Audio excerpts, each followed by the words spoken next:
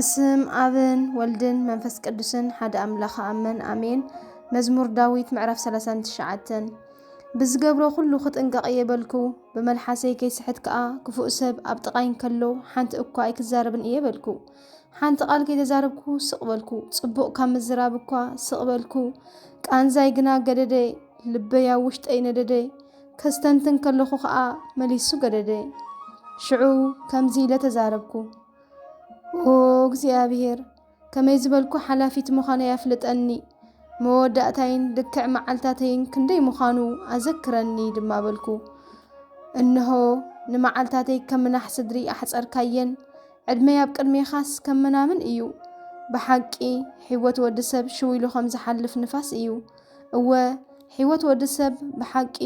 ከም ጽላሎት እዩ ንኸንቱ ይደክም ሃብቲ ይድልብ ንመን ምዃኑ እውን ኣይፈልጥን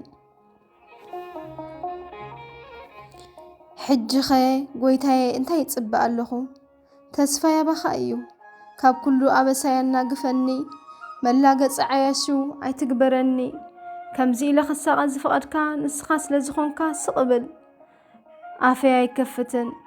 ብመውቃዕቲ ኢድካ ጠፍእ ኣለኹ ንመዓትካ ኸባይ ርሕቆ ብበደሉ እናገሰጽካ ንሰብ ትቐጽዖ ንኽብሮቱ ከም ቁንቁን ነጌርካ ተጥፍኦ ብሓቂ ሕይወት ወዲ ሰብ ሽው ኢሉ ከም ዝሓልፍ ንፋስ እዩ ኣብ ቅድሜኻ ጋሻ ከም ኩሎም ኣቦታተይ ስደተኛ እየ እሞ ኦ ጎይታይ ጸሎተይ ስማዕ እዝንኻ ናብ ኣውያተይ ምለስ ክነብዕ ከለኹ ንዓርድኣኒ